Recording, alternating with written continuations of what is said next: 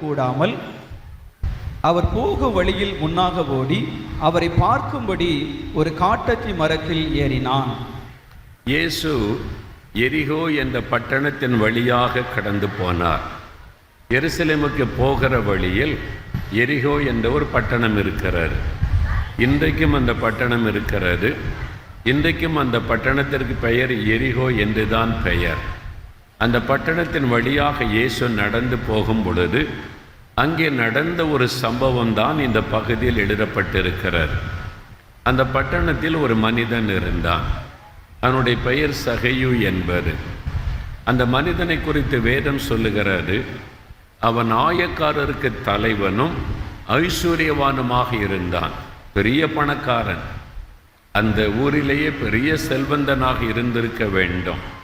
அதனால்தான் ஐஸ்வர்யவான், பெரிய பணக்காரன் என்று வேதம் சொல்லுகிறார். அந்த எரிகோ பட்டணத்தில் பெரிய பணக்காரன். அது மாத்திரமல்ல, ஆயக்காரருக்கு தலைவன், அதாவது வசூலிக்கக்கூடிய அதிகாரிகளுக்கு தலைவனாக, சீஃப் டாக்ஸ் கலெக்டர், அவ்வளோ பெரிய பதவியில் அவன் இருந்தான். அவனுக்கு பெரிய பதவியும் இருந்தது, நிறைய பணமும் இருந்தது. இந்த உலகத்தில் மனுஷர்கள் தேடுவது எதை? நல்ல பதவி இருக்கணும், பணம் இருக்கணும், இருந்துட்டா சந்தோஷமாக இருக்கலாம் என்று மனிதன் நினைக்கிறான். பண கஷ்டத்தில் இருக்கிறவங்க, நம்ம தான் கஷ்டப்படுகிறோம், நமக்கு தான் ஒரு சமாதான இல்லை, நிம்மதி இல்லை. பணம் இருந்தால் ரொம்ப சந்தோஷமாக இருக்கலாம். அதுவும் ஒரு பதவி இருந்துட்டா, எம்எல்ஏ ஆயிட்டா, மினிஸ்டர் ஆயிட்டா, ஒரு பதவி வந்துட்டா ரொம்ப சந்தோஷமாக இருக்கலாமே. உலகத்தில் அப்படிப்பட்ட சில மனிதர்களை பார்க்கும் பொழுது நமக்கும் அப்படி ஒரு ஆசை வருகிறார். பணமும் பதவியும் இருந்தால் சந்தோஷமாக இருக்கலாம் என்று மனிதன் நினைக்கிறான். ஆனால் இந்த சகையு என்ற மனிதனுக்கு பணமும் இருந்தது, பெரிய பதவியும் இருந்தது, ஆனால் நிம்மதி இல்லை, சமாதானம் இல்லை. அந்த ஊர் மக்கள் அவனை பாவி என்று ஒதுக்கி வைத்திருந்தார்கள். இவன் பாவி, இவன் அநியாயமாய் பணம் சம்பாதிக்கிறான், நம்முடைய பணத்தை எல்லாம் கொள்ளையடிக்கிறான் என்று சொல்லி அவனை இந்த ஊர் மக்களை பாவின்னு ஒதுக்கி வைத்திருந்தார்கள். அதனால் அவனுக்கு நிம்மதி இல்லை, சமாதானம் இல்லை.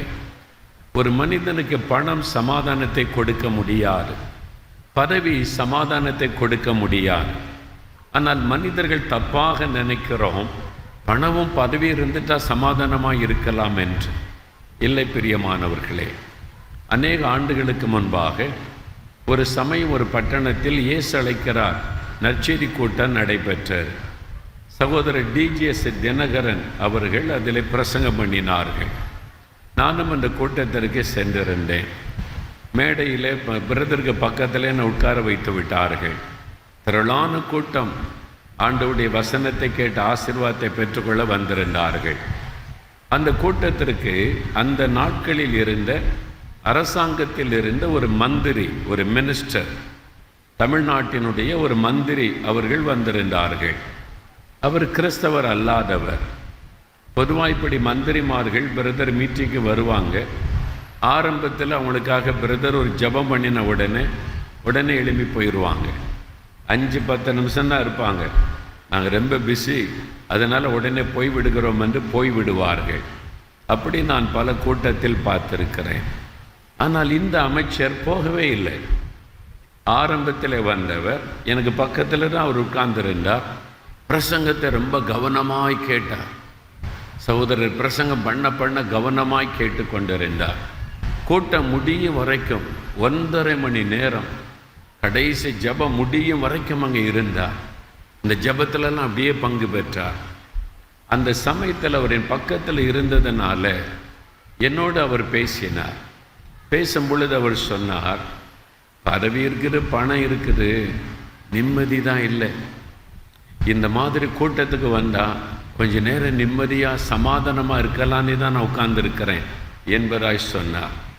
ஒரு மந்திரி எவ்வளோ கோடி, எவ்வளோ லட்சம் பணம் சம்பாதிக்கக்கூடியவர், பதவி இருக்கிறது, அவருக்கு புகழ் இருக்கிறது, தொண்டர்கள் இருக்கிறாங்க, அவரை சுற்றி கூச்சல் போடுவதற்கு ஆயிரக்கணக்கான தொண்டர்கள் இருக்கிறாங்க. ஆனால் அவர் சொன்னது நிம்மதி தான் இல்லை. பணம் இருக்குது, எல்லாம் இருக்குது, நிம்மதி இல்லை, சமாதானம் இல்லை. இந்த பிரசங்கத்தை கேட்கும் போதாவது கொஞ்சம் நிம்மதியாக இருக்கிறது, ஆகவே தான் உட்கார்ந்திருக்கிறேன் என்று சொன்னார். இதுதான் உண்மை. இந்த உலகத்தில் பதவியில் இருக்கிறவங்க கூட வெளியில் சந்தோஷமாக இருப்ப மாதிரி நடிப்பார்கள். ஆனால் தனிமையாக தன்னுடைய படுக்க அறைக்குள்ளே போகும்போது தான் அவளுக்குள்ளே நிம்மதியற்ற நிலைமையை உணருவார்கள். பதவி சமாதானத்தை கொடுக்க முடியாது, பணம் நிம்மதியை கொடுக்க முடியாது. இந்த மனிதனுக்கு ரெண்டும் இருந்தது, அவனுக்குள்ளே சமாதானம் இல்லை. ஆகவே அவனுடைய உள்ளம் சமாதானத்தை தேடினர், உண்மையான ஆசீர்வாதத்தை தேடினர். பதவி ஒரு உண்மையான ஆசீர்வாதம் அல்ல, பதவி ஒரு பணம் ஒரு முழுமையான ஆசீர்வாதம் அல்ல. அவனுடைய உள்ளத்திலே சமாதானத்தை அவனுடைய உள்ளம் தேடினர். அப்பொழுதுதான் இயேசுவை பற்றி அவன் கேள்விப்படுகிறான். இயேசு என்ற ஒருவர் வந்திருக்கிறார், அவர் பாவங்களை மன்னித்து சமாதானம் அருளி செய்கிறார், வியாதியஸ்தரையெல்லாம் குணமாக்குகிறார், அவர் தொட்டா வியாதியெல்லாம் பறந்து போய்விடுகிறது, அவருக்கு முன்னால் பிசாசெல்லாம் நடுங்குது, செத்தவங்களை கூட உயிரோடு எழுப்பி விடுகிறார். இந்த மாதிரி ஒருத்தரை பார்த்ததே இல்லை, அவர் கடவுளே நம்ம மத்தியில் வந்திருக்கிறான்னு சொல்கிறாங்க, இல்லை அவர் ஒரு பெரிய தீர்க்கதரிசின்னு சொல்கிறாங்க. இதெல்லாம் சகையை கேள்விப்பட்டான். அதை கேள்விப்பட்ட பொழுது அவனுக்குள் ஒரு ஆசை எழும்பினார். இந்த இயேசு எப்படிப்பட்டவர், இந்த இயேசு எப்படிப்பட்டவர், நான் அவரை பார்க்க வேண்டும். நிறைய பேர் சொல்கிறாங்க இயேசு இப்படிப்பட்டவர் என்று, நானே அவரை பார்க்க வேண்டும். I want to see Jesus. நான் இயேசுவை பார்க்க வேண்டும், அவர் எப்படிப்பட்டவர் என்பதை நானே பார்த்து அறிய வேண்டும். இவங்கெல்லாம் சொல்கிறாங்க இயேசு அன்பானவர், வல்லமை உள்ளவர், அற்புதம் செய்கிறவர் என்றெல்லாம் சொல்கிறாங்க. ஆனால் அந்த இயேசு எப்படிப்பட்டவர் என்று நானே பார்த்து அறிய வேண்டும் என்று அவனுக்குள்ள ஒரு ஆசை. அந்த சமயத்தில் தான் ஒரு செய்தி வருகிறது, நம்ம ஊர் வழியாக இயேசு கடந்து போகிறார், இந்த வழியாகத்தான் எருசலேமுக்கு போகிறார் என்ற செய்தி கேட்டவுடன் அவனுக்குள்ள ஒரு பெரிய ஆசையோடு வந்தான். இந்த இயேசுவை நான் எப்படியாவது பார்த்துறணும், அவர் பக்கத்தில் போய் பார்த்துறணும், அவருடைய முகம் எப்படி இருக்கும், அவருடைய கண்கள் எப்படி இருக்கும், அவர் எப்படி நடப்பார், எப்படி பேசுவார், இந்த இயேசுவை நான் பார்க்க வேண்டும் என்ற ஆசை அவனுக்குள் எழும்பினார். ஆனால் இவன் குள்ளமான ஒரு மனுஷன், ரொம்ப ஷார்ட் குட்டையாக இருப்பான். இயேசு கிறிஸ்துவை சுற்றிலும் எப்பொழுதும் ஜனக்கூட்டம். என்னால் இயேசு போகிற இடமெல்லாம் அற்புதம் செய்து கொண்டு வந்ததினால எங்கு போனாலும் ஜனங்கள் திரளாக இயேசுவை சூழ்ந்து கொள்ளுவார்கள். அதனால் இயேசு வருகிறார் என்று கேள்விப்பட்டவுடன் அந்த ஊருக்குள்ளே திரளான மக்கள் வந்துட்டாங்க, இயேசு இந்த வழியாய் போகிறார் என்று சொல்லி. எல்லா பக்கமும் ஜனக்கூட்டம், அதுக்கு நடுவில் இயேசு நடந்து போகிறார். இவனால் குள்ளனா இருந்ததுனால எட்டி எட்டி பார்க்குறான், இயேசுவை பார்க்க முடியவில்லை. உடனே பார்த்தான், யோசித்தான் என்ன பண்ணலாம் இயேசுவை பார்ப்பதற்கு. முன்னால் ஓடி போனான். ஒரு காட்டத்தி மரம் இருந்தது, இந்த மரத்தில் ஏறி உட்கார்ந்தா இயேசுவை நல்லா பார்க்கலாமே அப்படின்னு சொல்லி, தான் ஒரு பெரிய பணக்காரன், பெரிய பதவியில் இருக்கக்கூடியவன் என்பதை கூட மறந்து விட்டான். அந்த மரத்தின் மேலே ஏறி உட்கார்ந்து கொண்டான். இயேசு இந்த வழியாகத்தான் நான் வருவார், நான் பார்த்துறேன் அவரை என்பதாக இயேசுவை பார்க்க மரத்தின் மீது உட்கார்ந்திருந்தான். அவன் மரத்து மேலே உட்கார்ந்திருக்கிறான், இயேசு கீழே நடந்து போய் கொண்டிருக்கிறான். மரத்து மேலே உட்கார்ந்து முகத்தை பார்க்க முடியுமா? தலையை தான் பார்க்க முடியும், தூரத்தில் தான் அவர் பார்க்க முடியும். அது ஜனங்கள் கூட்டமாக இருக்கிறான், ஒன்றும் சரியாக தெரியலையே முகமே. அதுவும் பக்கத்தில் வந்துட்டா தலையை தான் பார்க்க முடியும், முகத்தை எப்படி பார்க்கறது? சகோயங்க நாவலோடு இயேசுவை பார்க்கணுமே அவர் முகத்தை பார்க்கணுமே அப்படின்னு தேடி கொண்டிருக்கும்போது இயேசு தன்னை அவனுக்கு வெளிப்படுத்தினார். வேதம் சொல்லுகிறார், இயேசு அவனை அண்ணாந்து பார்த்து அந்த இடத்துல வந்தவுடனே இயேசு நின்று விட்டார். நின்று தன்னுடைய முகத்தை அவனுக்கு காண்பிக்கிறார். சகைவே இறங்கி வா, இன்றைக்கு உன் வீட்டில் நான் தங்க வேண்டும் என்று இயேசு சொல்லுகிறார். அவனுக்கு ஆச்சரியம், இயேசுவை பார்த்தால் போதும்னு நான் உட்கார்ந்துருக்கிறேன், என் வீட்டுக்கே அவர் வர்றாரா? என் வீட்டுக்கு இயேசு வருகிறாரா? ஐயோ, இந்த பாவியனுடைய வீட்டுக்கு இயேசு வருகிறாரா? அவனுக்கு ஆச்சரியம் தாங்க முடியவில்லை.